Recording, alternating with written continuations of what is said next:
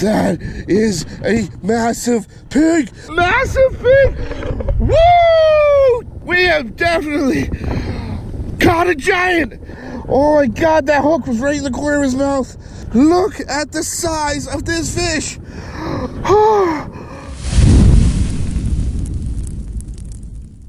Circle, J, worm, kale, flipping, punching. What shape? What size? Can you use octopus hooks for anything other than octopuses? When it comes to the world of hooks, there's so many questions. So how do you know which hook is best for you? Don't worry guys, that's what I'm here for. I'm gonna break it all down. The whole wide world of hooks. Everything you need to know, from shape, size, what hook works where, and ultimately, what hook is the best hook for you. Today on Captain's Corner.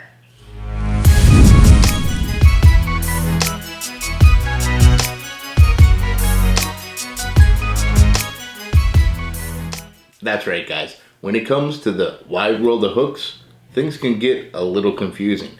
You wander down any one of your local tackle shops or big box stores and there's an entire row dedicated to just hooks. And unless you have years and years of experience, it can be pretty daunting on knowing what hook is best for whatever application you're looking for. Now I realize not everybody is on the same level when it comes to experience or knowledge of fishing. And some of you more advanced viewers might find this video a little bit easy. But I know from the questions you all send in, a lot of you have questions when it comes to hooks. So that's what we're going to do today. I'm going to break down everything you need to know about fishing hooks. What are the different sizes? What are the different shapes? And what are the different applications? All the information you need to know to arm yourself with more knowledge the next time you go fishing. There are literally dozens of styles of hooks, and they come in all different shapes and all different sizes. So to really get a true understanding of what makes a fishing hook, first let's go over the parts of a fishing hook. Up near the top, that little loop that you tie your line to, that's called the eye. Running down the back end of the hook, that's called the shank. Down where it bends, you guessed it, the bend. And that sharp bit right at the end here, that's the point. Just under the point, you'll usually find a barb. That barb is what helps hold that hook in the fish's mouth and not allow it to pull back out too easily. And one of the most important factors is the distance between the shank and the point of the hook. They call that the gap. This may seem pretty basic to a lot, but you'd be surprised. A lot of people don't know the proper terminology when they're talking about it. One of the biggest questions, and I think where people get most confused, is the sizing of hooks. There's basically only two formats to sizing hooks: numbers and aughts. Kind of a funny word, I know. I don't know who came up with it, if it was somebody named Aught. An aught is the line between two numbers. 1/0, 1 aught. 4/0, 4 aught. And numbers, that's fairly simple. 32 all the way to 1. And I think this is where it can get pretty confusing for a lot of folks out there. When you're talking about numbers and sizing of hooks, the higher the number, the smaller the hook. The lower the number, the bigger the hook. Number 1 being the biggest hook available in the number sizing. Now, aught sizing, that starts at 1 and goes all the way up. A 1/0 hook is smaller than a 20/0 hook. A 6/0 hook is bigger than a 3/0 hook.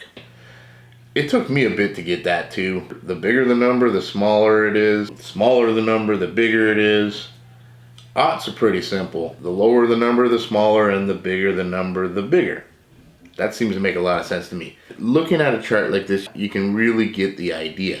Number 8 hooks, all the way up to number 1 hooks. You can see how they grow. 4 being bigger than the 5, 3 being bigger than the 4, 2 being bigger than the 3, and 1 being the biggest out of all those. Putting them side by side in a chart like this, you can see a number 1 is still smaller than a 1/0. Number sizing ends at 1 and aught sizing starts at 1. A number 1 is just smaller than a 1/0.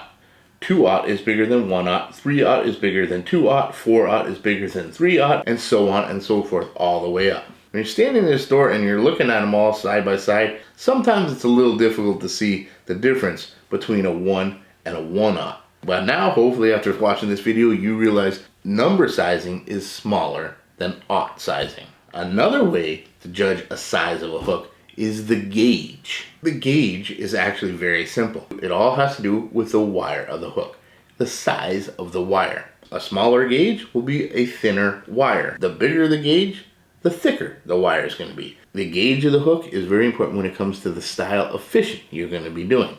A thinner gauged hook is much more suited to more finesse fishing. Lighter lines, lighter rods, and lighter cover and things you're going to be fishing in. Thinner gauge or lighter wire hooks penetrate a fish's mouth much easier than a heavier gauge hook. So you don't need the heavier gear to use a thinner gauged hook. In fact, if you use too heavy of a gear, heavy braided line, or a really stiff rod, chances are you're going to bend that hook out when you make that hook set. And it weighs a lot less. With bigger gear like stiffer rods or heavier line, it's pretty hard to cast little light wired hooks. A bigger gauge or thicker wired hook requires more force on a hook set to get that thicker wire to penetrate through the fish's mouth. It's going to be much better suited for bigger gear. Bigger gauge hooks or thicker wire, heavier wire hooks are obviously much better when it comes to fishing heavy cover. When you're fishing in a lot of grass, a lot of weeds, sticks, logs, even rocks, a thicker wired hook isn't going to bend as much when you do get hooked up, making it stronger and easier to pull out of all that heavy cover. When I'm trying to guess the gauge of a hook, I'm going by those same rules. If I got lighter conditions that I'm fishing with lighter line, and I'm fishing with lighter gear, I'm going to fish with a lighter wire or a smaller gauge. If I'm fishing in heavier cover, if I'm fishing with heavier gear, and I'm fishing with heavier line, I need a heavier or thicker gauge hook. Pretty simple when you think about it like that. Think of those three conditions. How heavy or thick is the cover you're fishing, how heavy or thick is the line you're going to be using, and how heavy or strong is the gear you're using. Judging the gauge of your hook to those three factors will really help you decide what thickness or gauge hook you need. Now let's go over a couple of the styles of hooks. First, and the most common style of hook you're going to find is your standard J hook. It's pretty easy to see how a J hook got its name. A straight, long shank bending around in the shape of a J. J hooks come in all different sizes, but the shape stays the same no matter what size it is. J hooks make fantastic hooks for just about any application. You can do a lot of artificials with J hooks, and they work very well for live bait and other bait situations. An important thing to notice on a J hook is the point of the hook. It's straight, just like the shank of the hook. A very common J hook that you see is a hook like this. It's a flipping hook or a punching hook. It has a little bait keeper on it. And flipping hooks and punching hooks are made to hold soft plastics while you flip them into heavy cover. Flipping hooks and punching hooks have a much thicker gauge to them. They're a much stronger hook. Heavier wire for heavier cover. Now here's another J hook that's got a medium thickness when it comes to the wire and the gauge. That little keeper right there holds your soft plastic in place. And being a thinner gauge or a thinner wired hook, this one's going to do better on lighter soft plastics and thinner soft plastics, or anything that's got a smaller profile. The next style of hook is going to be the circle hook. Now you can clearly see where circle hooks get their name. They're shaped much more like a circle. The shape of the hook is rounded and bent, but the most important feature of a circle hook is the point of the hook. The point of a circle hook is bent almost to a 90-degree angle, pointing directly in to the shank of the hook. The real advantage to circle hooks is fishing with bait or live bait The design of a circle hook is designed so you don't need to set the hook. As pressure is applied by reeling your line in, the point of the hook stabs in and rotates around, naturally hooking the fish almost every time right in the corner of the fish's mouth. Because of the shorter shank of a circle hook and the design of them, they're much safer hooks when you're talking about fishing with bait. There's much less of a chance of the fish swallowing this hook and getting gut hooked. Circle hooks are also very strong. It's very hard to bend out a circle hook. To remove a circle hook from a fish's mouth, you have to twist it back around the other way. It makes it very hard for the fish to spit a circle hook. Once they're hooked, they're stuck, and it's very hard for them to get off of that hook. Circle hooks are generally the preferred hook for bait fishermen because of their strength, because of the ease of hooking, because of the safe way it treats the fish. Every manufacturer has their own style of circle hooks, but the key features are the roundness of the shank and the 90-degree bend in the point of the hook. No doubt, circle hooks are one of the most common and most popular hooks for bait. Choosing the size of your circle hook has a lot to do with the size of your bait that you're using and the size of the mouth of the fish you're fishing for. The next style of hook I want to talk about is an octopus hook. And no, don't let the name fool you. These are not for catching octopus. I don't really know where the name came from. I'm sure you can Google it and find out. But octopus hooks are a great versatile hook. They're almost a blend between a circle hook and a J hook. Traditionally, octopus hooks have a shorter shank on them. The eye of the hook is bent out at a 45 degree, but the point is straight like a J hook.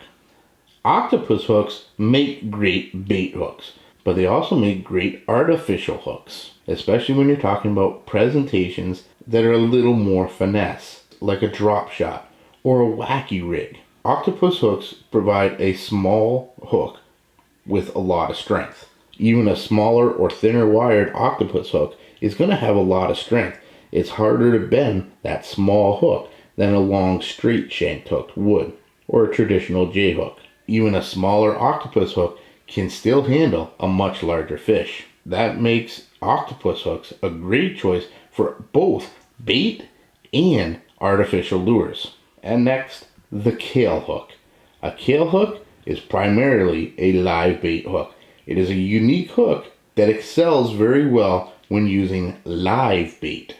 The shape and the design holds on to that live bait very, very well, and also has a very good way of hooking thicker lipped and bigger mouthed fish. When you're using big live bait, Kahle hooks can be one of the best hooks on the market. A Kahle hook starts with a straight shank going straight down from the eye and then arcing before it comes to the bend, leading to a straight point. Kahle hooks also have what's known as an offset point.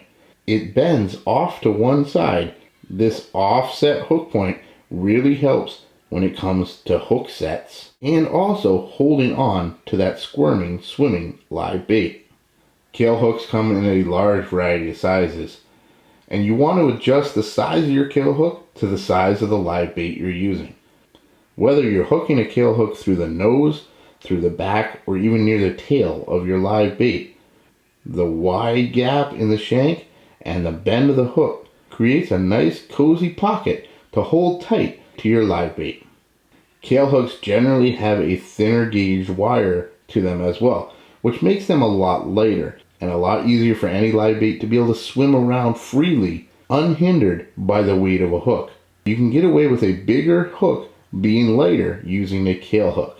It'll penetrate deeper inside of the mouth, more into the cheek of the fish, and being a thinner wire and a thinner gauge, it penetrates through the harder bone a lot easier than a thicker gauge of a circle hook. Kahle hooks make an excellent option for live bait, especially when you're talking about larger fish with larger mouth and thicker lips. They also make great live bait hooks when you're talking about predatory fish with teeth. There is a lot more shank to that hook, rather than a circle hook that has a short shank and can result in toothy critters biting at the line rather than onto the shank of the hook. No matter how you break it down, Kahle hooks are a true live bait hook. Next is the worm hook. The worm hook did not get its name from using bait like earthworms. They got their name from soft plastics like rubber worms. And as you can see here, there's actually two styles of worm hooks. Worm hooks are primarily used by freshwater fishermen, and they are almost exclusively used for soft plastics. Any kind of soft plastic artificial lure is what these hooks were made for. The most notable feature of any worm hook is the bend right below the eye. That's called the keeper. By creating that bend, it holds on to your soft plastic and helps to stop that soft plastic from sliding down the hook and balling up when you're retrieving it. Hooks like this are most commonly used on certain rigging styles of soft plastics like Texas rigs or Carolina rigs. It makes a fantastic hook for soft plastics because it does hold on to them better, but it also makes it so you can rig your soft plastics weedless. This style of worm hook is most often known as either a straight shank or a round bend worm hook. The straight shank style of this worm hook makes it suited much better for your smaller or thinner profile soft plastics. The other version of worm hooks has a very noticeable bend or arc in the shank of that hook. That creates a bigger gap between the point of the hook and the shank of the hook. This style of hook is generally known as a wide gap or even EWG extra wide gap worm hooks. This style of worm hook is going to be much better suited to your heavier body, thicker bodied soft plastics. Having that extra bend and that bigger gap allows more hook to come through the whole body of that soft plastic to get much better hook sets and hold on to the fish a lot better. Deciding which style of worm hook is best for you is going to depend entirely on what plastics you're using them on. Worm hooks, whether straight shanked or extra wide gap, excel when it comes to artificial soft plastic lures. And finally, the last hook we're going to talk about is known as a swimbait hook. Swimbait hooks are designed primarily for swimbaits, soft plastic paddle tail swimbaits. They can really be used for almost any soft plastic application. They do a very good job of balancing out soft plastics to keep them running straight up and down. They generally will have a screw lock keeper that twists into the nose end of your soft plastic, and they create a very weedless presentation. Noticeable characteristics of swimbait hooks: the eye of the hook is in line with the shank of the hook. Right behind the eye is a bend to the hook before it reaches the shank. Then a fairly straight, long shank, leading to a wide gap to be able to fit the heavier, thicker bodies of swimbaits and other soft plastic lures. Very often you will see a weight somewhere on the shank of that hook. It acts as a keel, keeping that bait straight up and down so it doesn't twist from side to side or even roll over. Hanging from the eye of the hook is a screw. That screw will screw directly into the nose of the bait, holding it very, very firm and allowing it to swing on the hook. When a fish bites, the plastic pushes down and the big wide gap hook sticks out to grab firmly into that fish's mouth. Swimbait hooks are generally a thicker gauge and a thicker wire altogether. They're a heavy hook and they're best suited for fishing with heavy gear. There is a variety of soft plastics you can fish on these, and of course, paddle tail swimbaits work famously well on them. Swimbait hooks make a great addition to any artificial soft plastic fisherman's arsenal. So there you have it. With so many options and varieties of hooks out there, it's no wonder a lot of us find it pretty confusing. But hopefully now you have a much better understanding on the sizes of hooks, the shapes of hooks, and primarily what each hook is used for. And hopefully next time you go shopping for some new fishing hooks, you're armed with a little bit more knowledge on what you're actually looking at in the store. Well guys, I really hope this helped you, and I hope you learned a little something. If you did, make sure you smash the heck out of that like button and leave a comment on anything else you'd like to see us film We'll do our very best to make a video out of each and every one of those. But most importantly, subscribe to the channel. And make sure you stay subscribed, because there's plenty more coming right here on KASTKING.